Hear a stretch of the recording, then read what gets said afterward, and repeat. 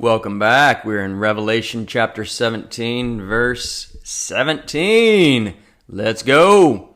For God has put it into their hearts to fulfill his purpose, to be of one mind, and to give their kingdom to the beast, until the words of God are fulfilled. And the woman whom you saw is that great city, which reigns over the kings of the earth.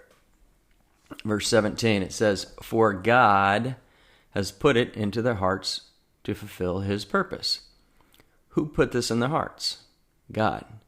He's using these evil people who have rejected him, who are living lives that are in complete opposition to him, and he's using them as part of his plan. Remember what history is. It is his story. Spell history, History. Now separate it, His, and then kind of borrow the S again, Story. History is his story. What the enemy intends for evil, God intends for good. He is so sovereign. So here, he put it into their hearts to fulfill his purpose. He turned them over to their debased minds. Just like Pharaoh, he finally hardened he hardened Pharaoh's heart because he knew where Pharaoh was going. And he used it for his purposes, for the judgment on Israel. And they were enslaved. And then they were finally released. But God orchestrated all of that. There was free will involved by the people, but there's also sovereignty of God. And they worked together somehow. I don't know how they worked together, but God knows. And it's clear. The Bible is very clear that he's sovereign and that we have free will. But he's going to use people. Currently, he's using people, evil people around the world, evil people in our government, people who say they're Christians, people who say they're Catholic and subscribe to the fact that Jesus is Lord, but they don't. Not with their policies, not with their words, not with their actions. They say the complete opposite. The fruit falling from that tree does not look like an apple. If it's an apple tree, it looks like an orange or a walnut or something. And we just have to be able to see through that. We have to be able to spot false teachers and false prophets and false people and help people. And it's not to judge and say, okay, you're on that team, I'm on this team. No, it's saying, here's the team I'm on, and it's the winning team. And I know this, and I know it's the winning team because here's the playbook. It's called the Bible. It's got 66 different books written by 40 different people. It's an incredible playbook. And it's truthful. And unlike a football game that you might go watch on TV where you don't know how it's going to end, we know how the story is going to end. We know that those who accept Jesus will go to heaven, right? He was your substitute if you accept that. But you must accept it. You must place your faith in Jesus. For God so loved the world that he gave his one and only Son, that whoever believes in him shall not perish but have everlasting life. And he said, I am the way, the truth, and the life, and no one gets to the Father except by me. So we know that there's people who have rejected him, so we want to love on these people. And it's hard, right? Because our instincts probably initially are to say, that person, I just wish they'd be put out of office. I wish they'd die. I wish my boss would go away, have a heart attack, whatever someone may be thinking. Or my friend would move away, or this person, this neighbor, etc. Whatever it is that you think would heal it. And instead, in that moment of anger and kind of desperation, just say, Lord, you forgave me. And I used to be just like them. And I still do things like them, but my heart belongs to you. And it's no longer I who live, but Christ lives in me. But I understand that although the Spirit is willing, my flesh is weak. Help me, Lord, to forgive them and to want to love on them and want to share the truth, even if they push it back in my face, even if they push me out of a social circle, I don't get a raise, etc. But God's going to use people for his plan, and that includes both Christians, believers, and it also includes unbelievers, people who reject him and people who absolutely hate him.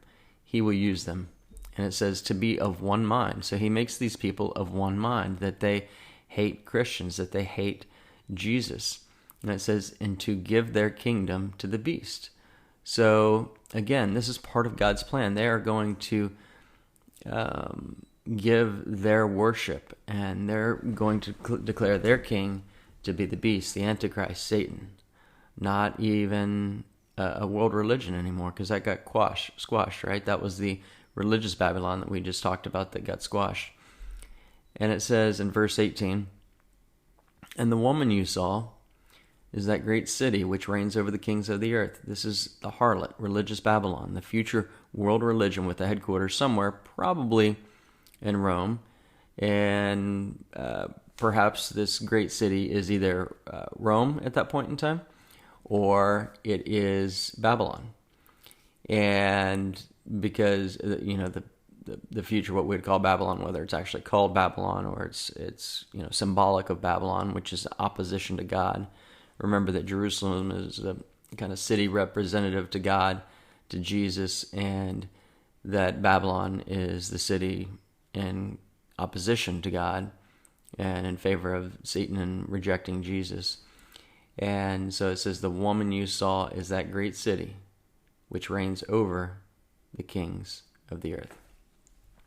Chapter 18, verse 1. "After these things I saw another angel coming down from heaven, having great authority, and the earth was illuminated with his glory. And he cried mightily with a loud voice, saying, Babylon the great is fallen, and has become a dwelling place of demons, a prison for every foul spirit, and a cage for every unclean and hated bird. For all the nations have drunk of the wine of the wrath of her fornication. The kings of the earth have committed fornication with her, and the merchants of the earth have become rich through the abundance of her luxury." So verse 1.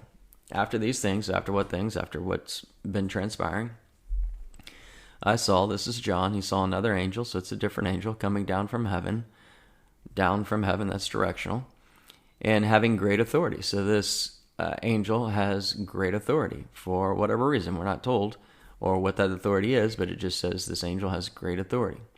And it says, "And the earth was illuminated with his glory." And this is not God's glory, but the angel's glory, because God made this angel special. And it's, "The devil lurks in the darkness, but God is light. I encourage you to run towards the light and away from the darkness." People feel safer in the light than they do in the darkness, right? Isn't that just common sense, right? If you're scared at night and it's dark in your home, what do? You turn on lights. You just feel safer in the presence of light. And you will feel safer in the presence of Jesus than you will feel if you deny and reject Jesus as your Lord, right? We're not to, if you're a Christian, you're not to take the light. And what is light anyways? Think about the sun and the moon. If you look at the moon at night, you say, oh, it's lit up, it's beautiful. The moon actually doesn't produce any light. It just reflects the light of the sun. We don't produce any light and righteousness. We just reflect the light and righteousness of Jesus. Another reason why we should be so grateful for the grace of God, because it's not by our deeds, not by our works, not by our righteousness, but by His upholding the law, Him being God, Him having taken the sins of the world upon Him, Him being the propitiation for our sin. His blood runs down and covers us, and His scarlet blood makes us white as snow, pure. And that's an amazing, amazing thing. And so that light, and it also, you wouldn't go and hide your light on, or hide your lamp in a corner, because then what's the point of no one else in the house or that area is going to have any light? No, you want to go and you want to shine your light brightly on the hill. You want people to see it. So I encourage you to come out of the closet, come out of your shell. If you say you love Jesus, then does anybody know? Think about the homosexual community, right? It used to be so hard for them to, what they call, quote unquote, coming out of the closet. Now it seems a lot easier, not for all of them, but for some of them to say that. But Christians, God is calling you to come out of the closet. If you're in the closet, meaning, think of this, you're just in your home and you read your Bible there and you pray there, but that's as far as you ever take it. You don't witness to people at work. You don't witness to your boss. You don't witness to your employees. You don't witness to your colleagues. You don't witness to the people who you play golf or tennis with, or when you're watching the soccer games or ballet or anything for your kids, or you're going hunting or fishing. I mean, how often of that are you just telling jokes and life stories and complaining and talking about vacations? And how often are you actually sharing truth, stuff that's lasting? I'm telling you, my favorite relationships, there's probably nothing more that I would rather do than to have a deep, meaningful, vulnerable conversation with a person. My wife, mother, father, friend, colleague, neighbor, believer, unbeliever, just getting real. Those are the kind of relationships that I crave, and the kind of encounters that I crave. They're just amazing. It doesn't happen every moment because we get busy with life, but I encourage you to go out and be light in a lost and dying world, to be salt and light. Verse 2, it says, "And he cried mightily with a loud voice." Who cried? This is the angel. "And he cried mightily with a loud voice, saying, Babylon the Great is fallen, and has become a dwelling place of demons, a prison for every foul spirit." And the word cried, so in verse 2 it says, "And he cried." The definition is to croak or to scream or to call aloud, to cry out. It doesn't mean that he cried with, tears of sadness. This is, tears of, this is a loud, like, war cry of truth.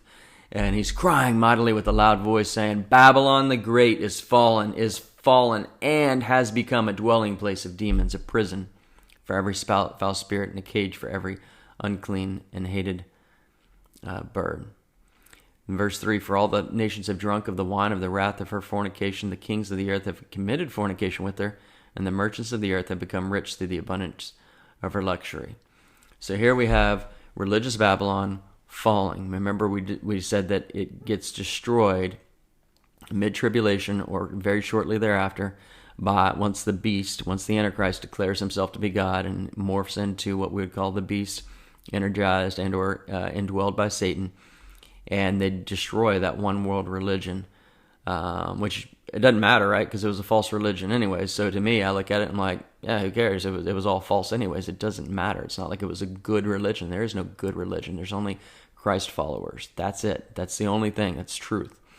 Christianity is not a religion. It's a relationship.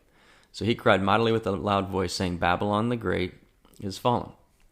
This is a great thing. This false world religion will not last long.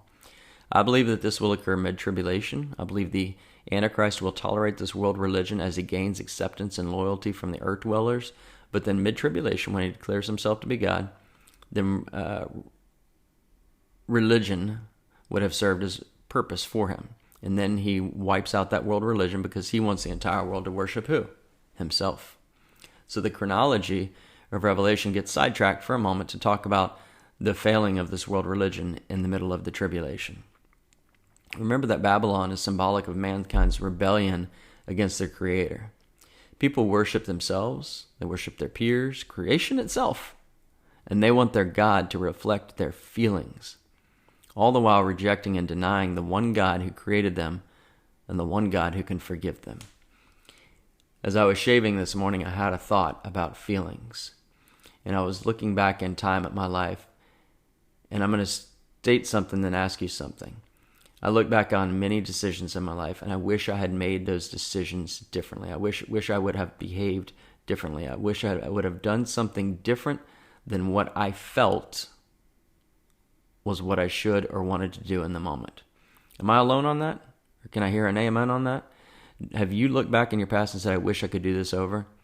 When I was young, I look back and I'm like, wow, how could I have thought that? Wow, I can't even believe that. Man, if I could go back in time and tell myself some things, what would they be? And many of them would be, change your thoughts, change your focus, change your feelings, because you're going to regret this. Go with Jesus. He is the truth. He is the way, the truth, and the life. And his truth is absolute. And you can read it in the Bible and you can understand it and you can know it. You can feel it. You read the end of the story. We know the beginning of the story. We know the middle of the story. And you're an actor in there somewhere that God doesn't need you, but he wants you.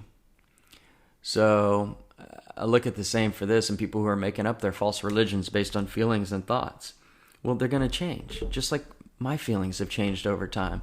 And what I would go back and say to myself, and it's going to be too late when these people stand before judgment. God's going to say, blah, blah, blah. And they're not going to go back and say, well, you know what? Forgive me, Lord. My thoughts and my feelings prevailed and I didn't listen to your truth. No, they're just going to continue to be hardened and say, screw you, God. do what you need to do. I think I'm a good person. He's going to say, well, you're not. And you can't be in heaven with me. So tomorrow we will pick up with kind of the middle of verse of chapter 18, verse 2. Lord, help us to be driven by truth, to understand that there are absolutes in life. It makes sense. Mathematicians will tell you there's absolutes. Scientists will tell you they're absolutes.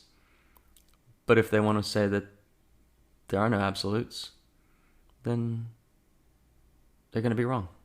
And we know that because they can't have science without understanding some absolutes, some truths, some fundamental foundational things about science. And yet many scientists don't believe in absolutes, or they'll declare evolution as an absolute, for an example. Lord, help us to see the truth, to know who you are, to trust you, to love you, to read your word, your love letter to us, to be changed by it, and to pray, not because it changes your mind, Lord, but because it changes our hearts. Help us to be better Christ followers, and help us to go and share that light, to be a bright light in our community, regardless of the consequences. In your amazing name, amen. Thank you so much for listening to Daily Verse by Verse. We want you to be prepared in season and out of season to study the whole counsel of God so that you can share with people who Jesus is through your actions, so that you have the right to tell them who Jesus is, so that they can come to know Jesus or come to know Jesus better. We strongly encourage you to share this message, this podcast, on your social media, Facebook, Instagram, message, email someone who you think could benefit from it. It's an easy way for you to go out and witness to the world just by sharing this podcast. We hope you'll join us tomorrow. Have a wonderful day.